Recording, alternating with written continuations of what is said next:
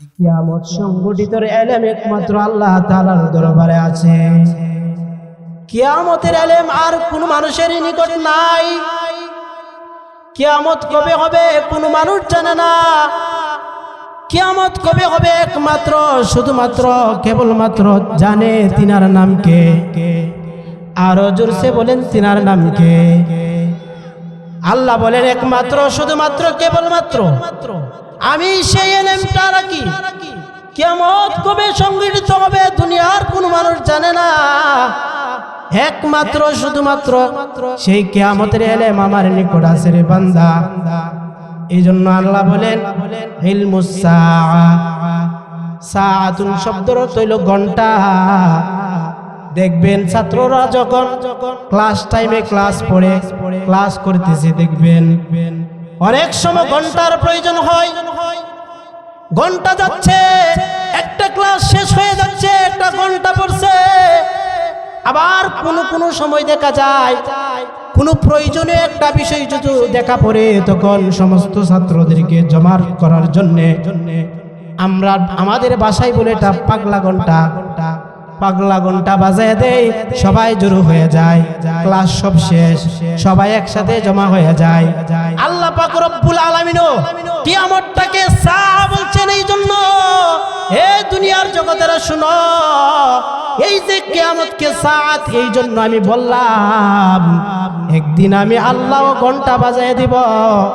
আর দুনিয়ার সূর্য জায়গা থাকবে না, জমিনের জায়গায় থাকবে না, আসমানের জায়গায় থাকবে না, পাহাড়ের জায়গায় থাকবে না, সবগুলা ভেঙে খান হয়ে যাবে।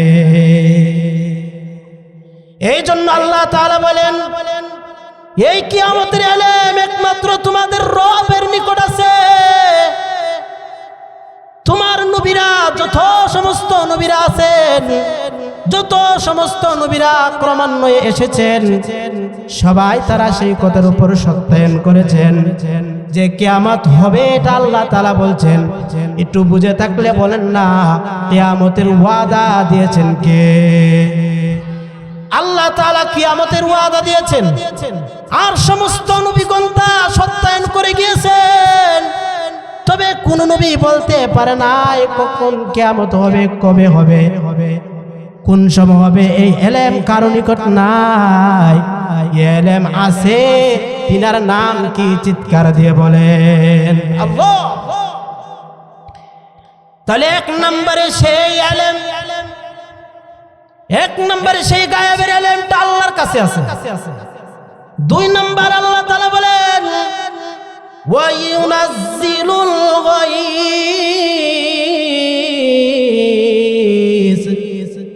আল্লাহ তাআলা বলেন দুই নম্বর ইলমটার নাম হচ্ছেন বৃষ্টি। বৃষ্টি কখন হবে, কোন জায়গায় হবে, কি পরিমাণ হবে কেউ জানে না। জানেন তিনার নাম কে? আরো জোরসে বলেন কে? আল্লাহ তাআলা জানেন কখন বৃষ্টি হবে, কোন জায়গার মধ্যে কি পরিমাণ বৃষ্টি হবে। পৃথিবীর কোনো মানুষ জানে না, জানে তিনি আল্লাহ। এই জন্যই তো দেখা যায় কোন সময় বৈজ্ঞানিকরা বলে সম্ভবত বৃষ্টি হতে পারে, কিন্তু কোন বৈজ্ঞানিক বলে না যে আজকেই বৃষ্টি হবে। বলে কি কোন সময় বলে? কারণটা কি? কারণটা হচ্ছে এই দুনিয়ার মানুষেরা শোনো, এই ইলমের মালিক দুনিয়ার কোনো মানুষ না, এই ইলমের মালিক কে? আল্লাহ। এই জন্য আল্লাহ বলেন ওয়া ইউনাজ্জিলুল গায়স। বৃষ্টি কখন হবে, কোন জায়গার মধ্যে হবে, এটা একমাত্র আল্লাহ তাআলা ভালো জানেন।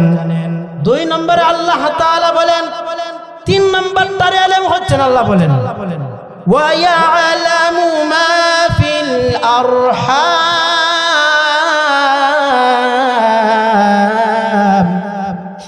আল্লাহ বলেন মাতৃগর্ভে কি হবে না হবে এটা দুনিয়ার কোনো মানুষ জানে না। এটা জানে তো জানে তিনার নাম কি? চিৎকার দিয়ে বলুন। আল্লাহ তাআলা জানেন সেই মাতৃগর্ভে কি হবে। এই মাতৃগর্ভে যেই সন্তানটা হবে, সন্তানটা কি ছেলে সন্তান হবে নাকি মেয়ে সন্তান হবে, এটা আল্লাহ পাক রব্বুল আলামিন জানেন, নবীরাও জানে না, পৃথিবীর কোনো মানুষ জানে না। প্রশ্ন হতে পারে, হুজুর আমরা তো দেখছি আমাদের বাড়ির অমুক চেক আপ করার পরে দেখে যে তারা বলে নিশ্চিত তার একটা সন্তান আসবে, ছেলে সন্তান, খুশিতে বাগ বাগ হয়ে যায়। আরে ভাই অনেক খবর শুনছি এমন, খুশিতে বাগ বাগ হয়ে আগে বাগের থেকে তারা মিষ্টি বিতরণ করে দিয়েছে, কিন্তু দেখা যায় মিষ্টি বিতরণ করার পর দুনিয়ার জমিনে যখন সেই পদার্পণ করলো, ওই দুনিয়ার জীবনে পদার্পণ করার পরে সেই বাচ্চাটা ছেলে বাচ্চা হয় নাই, মেয়ে বাচ্চা হয়েছে। কথা বলেন ঠিক কিনা? অভাব নাই ঘটনা। আবার যদি ধরে আনে শেখাবার আগে এটা সত্যই দেখা যায়, কিন্তু বলেন যে শেখাবার আগে যদি দেখাও যায়, কিন্তু শুনে রাখেন ওই যে মার গর্ভে একবার সেই নাপাক বিন্দুটা চলে গেল, ওই সময় তো আর কোনো ডাক্তার বলতে পারে নাই ছেলে সন্তান হবে নাকি মেয়ে সন্তান হবে, এটা জানে একমাত্র আল্লাহ। আবার মুফাসসিরিনে কেরাম বলেন যে শুনো, আল্লাহ পাক রব্বুল আলামিন ওই সন্তানটা কি ভালো হবে নাকি মন্দ হবে পৃথিবীর কোনো মানুষ এই পর্যন্ত বলতে পারে নাই। এই পর্যন্ত কোন মানুষ মার পেটে থাকা অবস্থা সন্তানটা আলেম হবে নাকি জালেম হবে, সন্তানটা সমাজের জন্য কি মঙ্গল হবে নাকি অমঙ্গল হবে, এটা কোন পৃথিবীর কোন বৈজ্ঞানিক এই পর্যন্ত বলতে পারছে কি? পারে নাই। এই জন্য আল্লাহ তাআলা বলেন ওয়া ইয়ালামু মা ফিল আরহাম,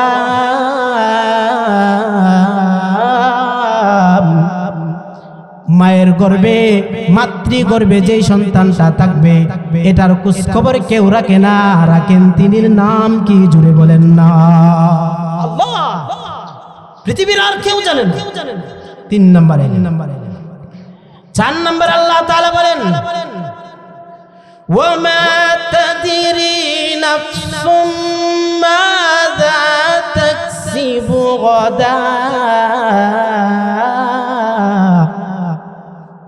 আল্লাহ পাক রব্বুল আলামিন বলেন কেউ জানে না আগামী কাল সে কি উপার্জন করবে, আগামীকাল সে কোন জিনিসটা সে উপার্জন করবে, কেউ জানে না। জীবনে কত লাশ দেখলাম, রাত্রের বেলা হিসাব করতেছে বসে বসে, দিনের বেলা কি করেছে ইশারের পরে হিসাব করতেছে, আবার সে দিনের বেলা সামনে যে কি করবে সেটা অঙ্কন করতেছে, কিন্তু অঙ্কন করে ঘুমাইছে ঠিকই, সকালবেলা শুনে যে সৈয়দ আলীর ছেলে সেরাগালি দুনিয়াতে না।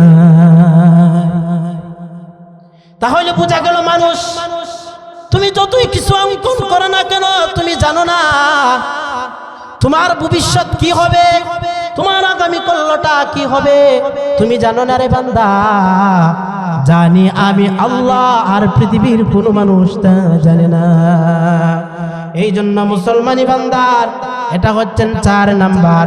5 নম্বর এলেমটার নাম আল্লাহ তাআলা বলেন ওয়ামা তাদরি নাফসুম বিআইয়ি আরদিন তামুত।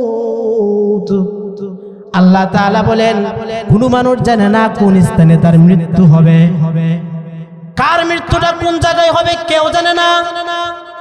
মৃত্যুটা কি তার দেশের বাড়িতে হবে নাকি বিদেশের মাটিতে হবে কেউ জানে না।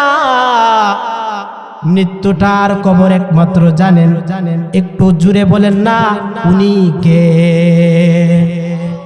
মৃত্যুর কবর কেউ জানে না, মৃত্যুটা কোথায় হতে পারে কেউ জানে না।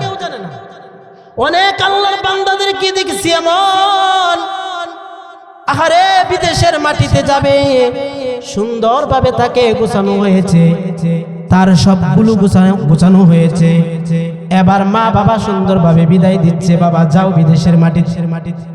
বিদেশের মাটিতে যাওয়ার পরে দেখা যায় সবাই আনন্দ খুশির সাথে বিদায় দিয়েছে, কিন্তু আল্লাহর বান্দা বিদেশের মাটিতে পা রাখতে না রাখতে দুনিয়া থেকে বিদায় হয়ে গিয়েছে। বুঝে থাকলে বলেন না ও মুসলমান, এই লোকটা যদি জানতো আগামীকাল আমার মৃত্যু হয়ে যাবে, ওই লোকটা কি কখনো বিদেশের মাটিতে পাড়ি জমাতো? জানতো। এই জন্য আল্লাহ তাআলা বলেন, ওয়ামা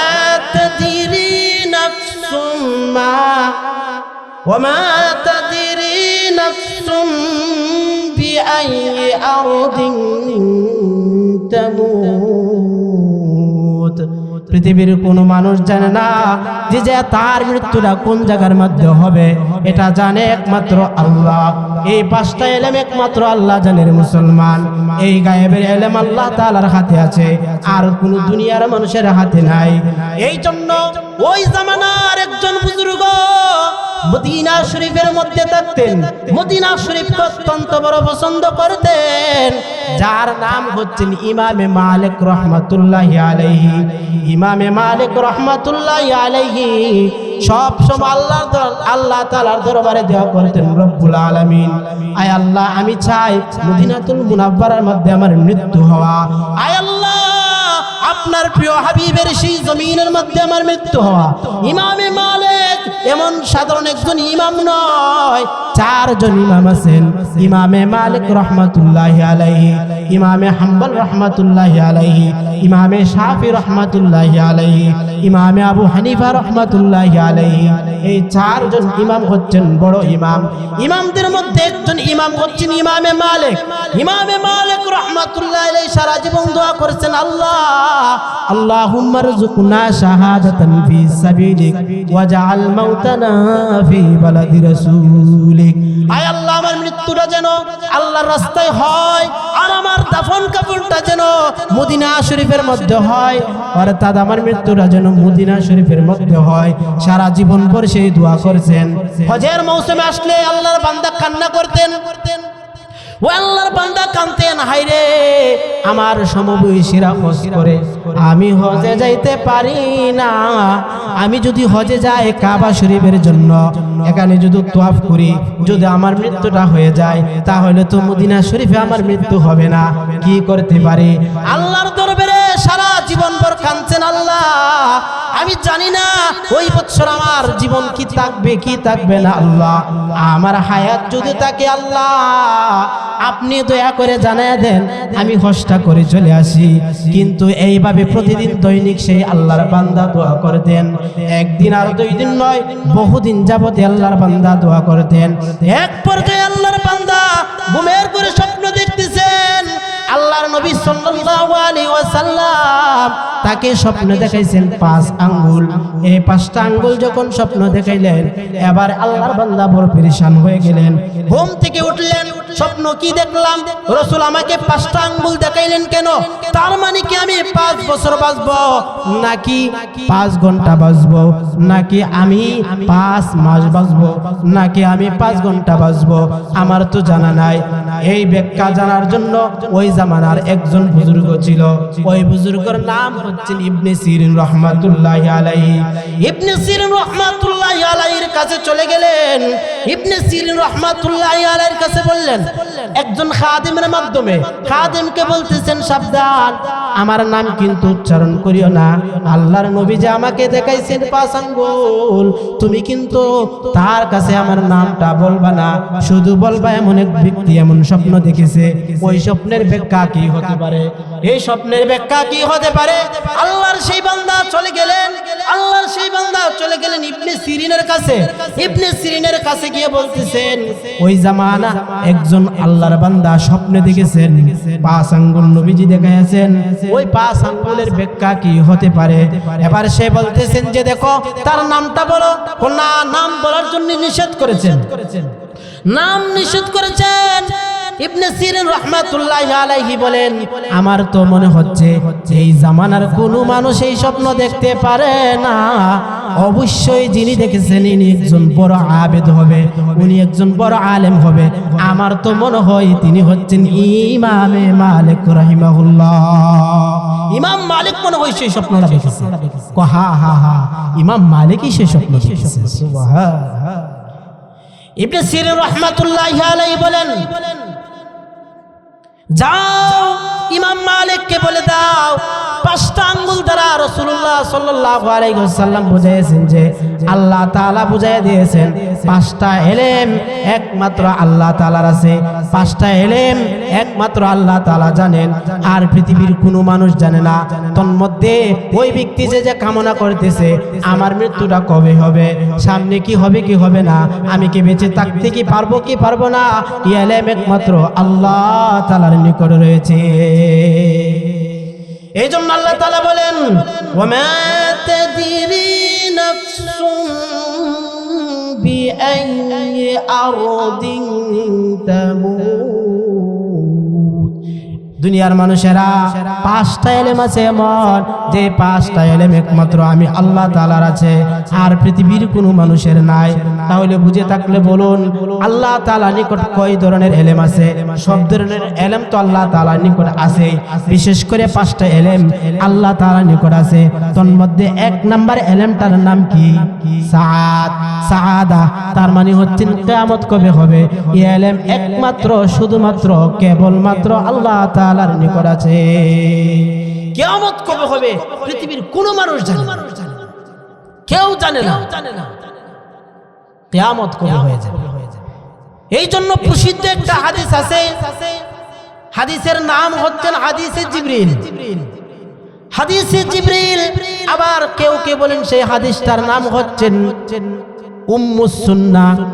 উম্মুস সুন্নাহ এই হাদিসের মধ্যে আছেন একবার হযরতে রাসূল করিম সাল্লাল্লাহু আলাইহি ওয়াসাল্লামের নিকট হযরতে ইবনে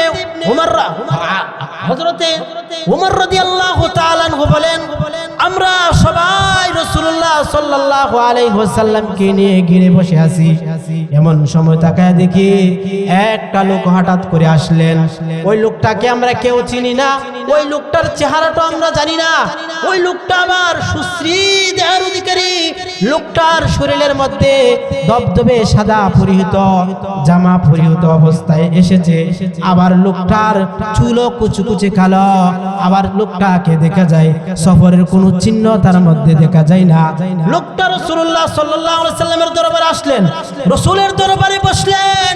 রাসূলুল্লাহ সাল্লাল্লাহু আলাইহি ওয়াসাল্লামের হাঁটুর সাথে হাঁটু লাগায় বসলেন। সাহাবে কেরাম বড় আর আশ্চর্য হয়ে গেলেন, আজীব হয়ে গেলেন যে লোকটা যেইভাবে রাসূলের সাথে মিশতেছে মনে হয় যেন রাসূলকে আগে থেকে চিনে। অথচ মদিনা শরীফের মধ্যে কেউ তাকে চিনতেছে না। আবার লোকটা যে দূর থেকে আসছে সফরের কোনো চিহ্ন তার চেহারা মধ্যে দেখা যাচ্ছে না। সবাই হরিয়ান হয়ে গেল, সবাই পেরেশান হয়ে গেল। রাসূলের সামনে সেইভাবে আদবের সঙ্গে বসে গেল, হাঁটুর সাথে হাঁটু লাগায় বসে গেল। বসে আবার জিজ্ঞাসা করতেছেন, অনেকগুলা প্রশ্ন করছেন। তন্মধ্যে একটা প্রশ্ন করছেন আখবিরনি আনিল ইসলাম। ইয়া রাসূলুল্লাহ, আপনি আমাকে খবর দেন ইসলাম সম্পর্কে। রাসূল পাক সাল্লাল্লাহু আলাইহি ওয়াসাল্লাম ইসলাম সম্পর্কে তাকে ধারণা দিলেন। ওই লোকটা সত্যায়ন করলেন, হ্যাঁ আপনি সত্য বলেছেন। সাহাবে কেরাম আশ্চর্য হয়ে গেলেন। লোকটা দেখি প্রশ্ন করে আবার প্রশ্নের উত্তর সত্যায়ন করে, তাহলে তো বোঝা যায় লোকটা আগে থেকে এই প্রশ্ন উত্তর জানে। এবার হযরতে সাহাবে কেরাম আশ্চর্য হয়ে গেলেন। কিন্তু ওই সেই লোকটা আরেকটি প্রশ্ন করলেন রাসূলুল্লাহ সাল্লাল্লাহু আলাইহি সাল্লামকে। রাসূলুল্লাহ সাল্লাল্লাহু আলাইহি ওয়াসাল্লামকে বলেন আখবিরনি আনিল ঈমান। ইয়া রাসূলুল্লাহ, আমাকে ঈমান সম্পর্কে ধারণা দেন। ঈমান কাকে বলে আমাকে জানান। ঈমান কাকে বলা হয় আপনি আমাকে একটু ধারণা দেন। রাসূল আকরাম সাল্লাল্লাহু আলাইহি ওয়াসাল্লাম ঈমান সম্পর্কে খুব পরিপূর্ণভাবে ধারণা দিলেন। এবার এই লোকটা আবার সত্যায়ন করলেন যে আপনি সত্যই বলেছেন। আবার প্রশ্ন করলেন, ইয়া রাসূলুল্লাহ আখবিরনি আনিল ইহসান। ইয়া রাসূলুল্লাহ, আপনি আমাকে ইহসান সম্পর্কে জানান। ইহসান কাকে বলা হয়? রাসূলুল্লাহ সাল্লাল্লাহু আলাইহি ওয়াসাল্লাম ইহসান সম্পর্কে জানায়া দিলেন। এবার সেই লোকটা বলতেছেন আখবিরনি আনিস সাআহ। ইয়া রাসূলুল্লাহ, আপনি আমাকে কিয়ামত সম্পর্কে ধারণা দেন, কিয়ামত কবে হবে? মাতাস সাআ, কিয়ামত সম্পর্কে আপনি আমাকে ধারণা দেন, কিয়ামত কবে হবে? রাসূলুল্লাহ সাল্লাল্লাহু আলাইহি ওয়াসাল্লাম বলেন, মান মাসউলু আনহা বিআলামা মিনাস সাইল, প্রশ্নকারীর উত্তরের চেয়ে প্রশ্ন যে করেছে সে আরো বেশি ভালো জানে।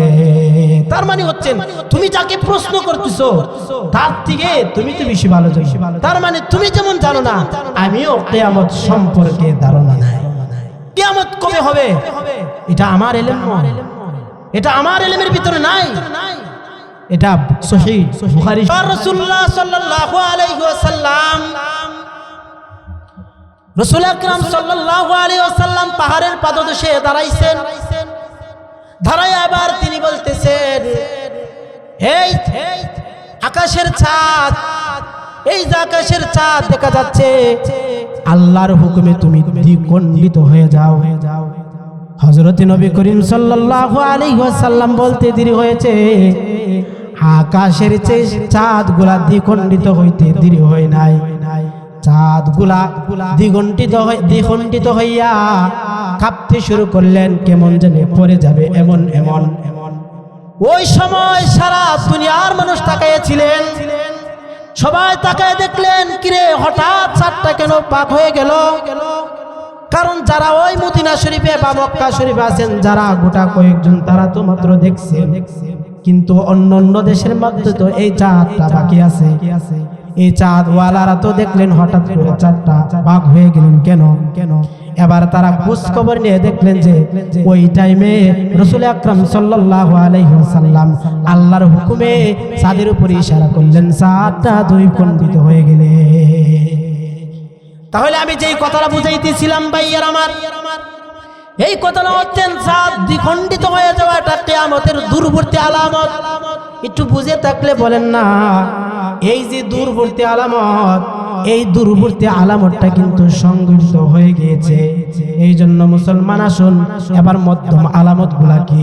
মধ্যম আলামত গুলা বর্ণনা করতে গেলে অনেক লম্বা হয়ে যাবে। তন্মধ্যে একটা মধ্যম আলামত হচ্ছেন যে রাসূলুল্লাহ সাল্লাল্লাহু আলাইহি ওয়াসাল্লাম বলেন, ওয়াতাকসুরুজ জালাজিল, অথবা ওয়াতাকসুরাজ জালাজিল, বেশি বেশি করে ভূমিকম্প হবে, বেশি বেশি ভূমিকম্প হওয়া, এটাও কিন্তু মধ্যম আলামত, এটা কিয়ামতের আলামত। এই জন্য আল্লাহ তাআলা সিগন্যাল দিচ্ছেন, বান্দা বান্দিরা কিয়ামত কিন্তু অতি সন্নিকট হয়ে যেতে পারে, সাবধান সাবধান। তোমাদের জীবন সুন্দর কেন পেল? ওই বান্দা বান্দিরা, তোমরা তো গবেষণা করো যে সেই কাঁপুনি কেন আসলো, কাঁপুনি নিয়ে তোমরা গবেষণা করো, অথচ তোমাদের জীবনের উপরে তোমরা তাকাও না। আল্লাহ বলতেছেন কেন সেই ভূমিকম্পটা হয় তোমরা তো জানো না। কেন হয় জানো না রে বান্দা? আমি তোমাদেরকে জানাই দিচ্ছি।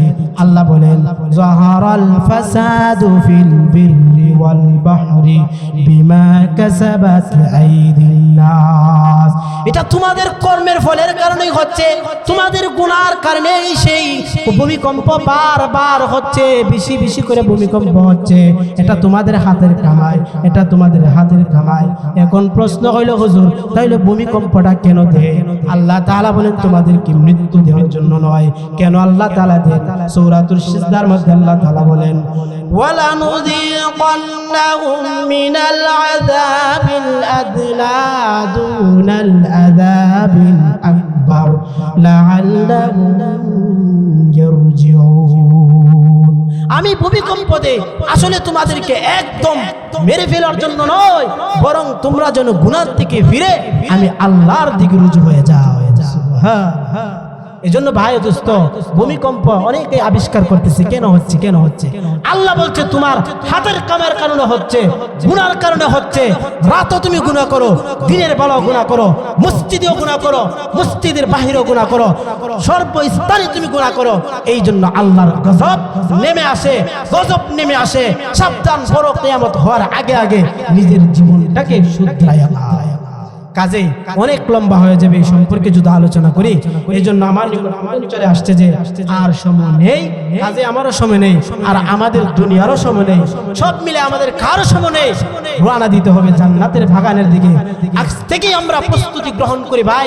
এই দুনিয়ার জামানাটা, এই দুনিয়ার সময়টা অল্প একটা সময়, কেন তে গেঞ্জাম, কেন তে সময়, কেন তে ঠেলাঠেলি, কেন তো হট্টগোল ভাই, চোখ বুঝিনি কিছু নাই, আপনি একা একাই চলে যাবেন। আপনার ভালো ভালো জিনিসগুলা আপনার সাথে যাবে, আপনার নেক আমল সাথে যাবে। কিয়ামতের দিন আপনার নেক আমল সামনে আসলে খুশিতে ভাগ ভাগ হয়ে যাবে।